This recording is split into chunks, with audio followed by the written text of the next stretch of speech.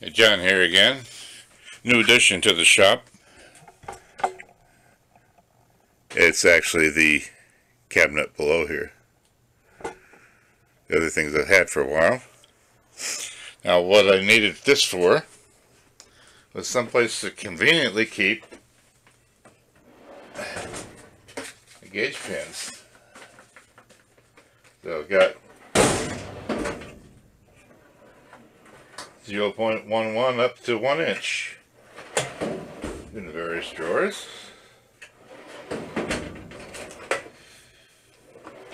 And the one remaining small drawer has got my all my calipers and micrometers. And the bottom big drawer down here that holds the indicator. The big guy there. Got the original styrofoam for that, so it goes in there, stays safe when we're not doing checking anything. So this cabinet here is a bit pricey.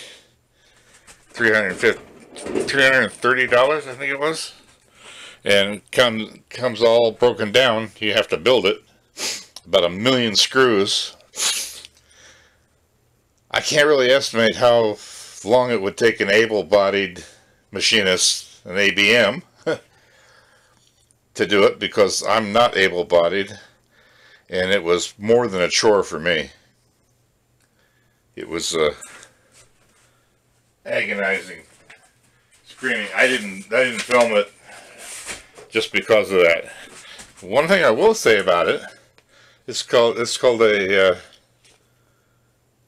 Seville UltraHD. Probably won't come out. Whoop. And the instruction manual is quite good as far as construction manuals go. I mean, every piece has got, you know, it shows up in here as an individual piece, and every piece has got a number and a name. So you can't, it's hard to go wrong. When you get back to the actual instructions back here, it'll tell you what to do. Now, also, each piece has a sticker on it that gives the name and that number that corresponds to the parts list. And which front and top and left and right, it's pretty hard to go wrong. I've never seen the manual quite this good about that. I mean, the pieces, you couldn't put them in backwards or upside down because the stickers, if you paid attention to what you're doing and what the instructions say. So in that respect, yeah, it was great. For me personally, it was an ordeal to put together. But once together, I found out I can't get it out of here. It was supposed to go in the other room, so now I'm having to live with it in here.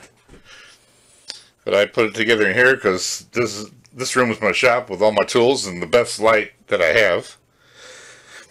Anyway, this is a nice addition. So it's easy now, because I previous, you know, all the pins were all in these boxes, and I busted one of the boxes. So I couldn't afford the regular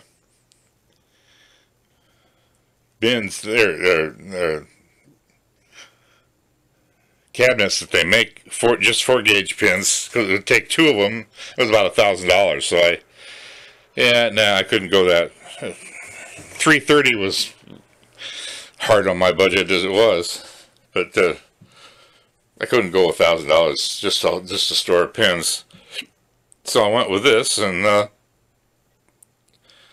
this is nice because it includes a hardwood top, and so you got a place to do your metrology. So that's pretty good. Anyway, now I've got a lot of, got to redo my shop somehow. Get some space back. Yeah. Just so much clutter of stuff. So much stuff. And all you want to do is get more stuff to add to the stuff. So, oh, also this has a bar that goes here. Oop. I haven't put that on because that's just going to take up, you know, more space. Oop. I didn't quite put that in there. The bar here, it just screws on easily, so it's no trick. I need that extra couple inches, you know, to walk by here. So I'm just going to keep it handy here, and might change my mind and put it back on. It's just really, space is at a premium, like everybody's shop. Well, not everybody's, but mine for sure.